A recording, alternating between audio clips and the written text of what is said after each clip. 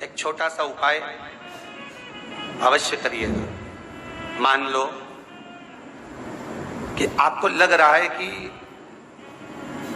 आपके घर में पितृदोष है, आपको ऐसा महसूस होता है, आपको लगता है, तो किसी भी नवरात्रि के पहले जो अमावस्या पड़ती है, चावल की कटोरी में एक कपूर का टुकड़ा रख दीजिए, छोटा सा, और कपूर का टुकड़ा रखकर उस कपूर को दरवाजे के बाहर कटोरी में ही, चावल रखी हुई कटोरी में ही उसको पितरों का स्मरण कर कर जला दीजिए।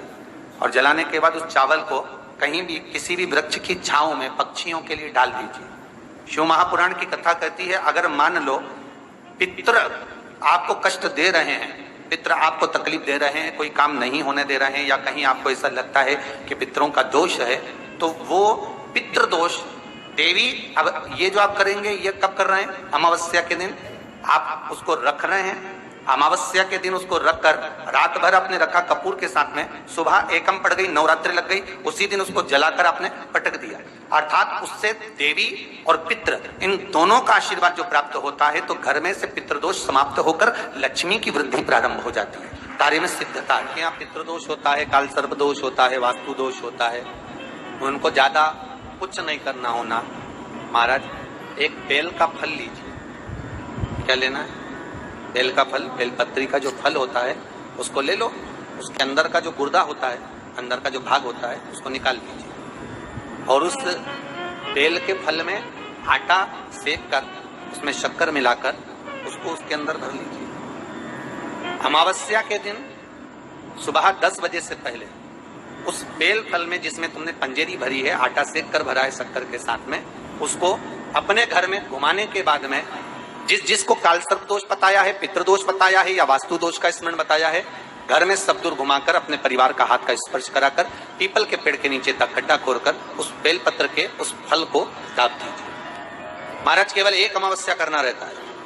पितरों के दोष से मुक्ति मिलती है और हमारे घर के कार्य सफल होना प्रारंभ हो जाते हैं। कार्य की सफलता होती है,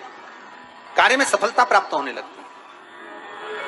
हम तो कई बार कहते हैं, महाराज जी अगर ऐसा लगे किसी औषधि को आप ले रहे हैं, मालूम पड़े कि औषधि आपको लग नहीं रही है, शिव महापुराण की कथा करेंगे, मान लो औषधि आपको नहीं लग रही, आपने औषधि बहुत दिनों से ले रहे हो, कोई दवाई, मान लो आप किसी भी दवाई को ग्रहण कर रहे हैं और वो औषधि लगी नहीं रही है, वो शरीर को लगी नहीं पा रही और आप ठीक ही नहीं हो पा रहे, 15 दिन हो गए, 8 दिन हो गए, बताओ, उतना की उतना ही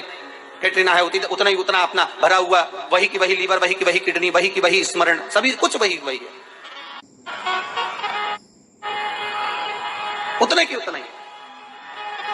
बीपी भी ऊंचा नीचा चल रहा है पर लेवल में नहीं आ रहा, शुगर भी लेवल में नहीं आ रही, तो प्रयास करा करो महाराज,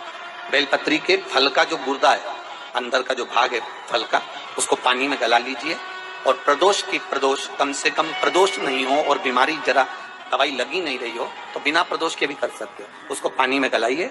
आधा घंटा पानी में, जैसे आपको सुबह मंदिर जाना है 10 बजे, तो सुबह स्नान कर कर कम से कम 6:30-7 बजे उसको पानी में गला दीजिए और उस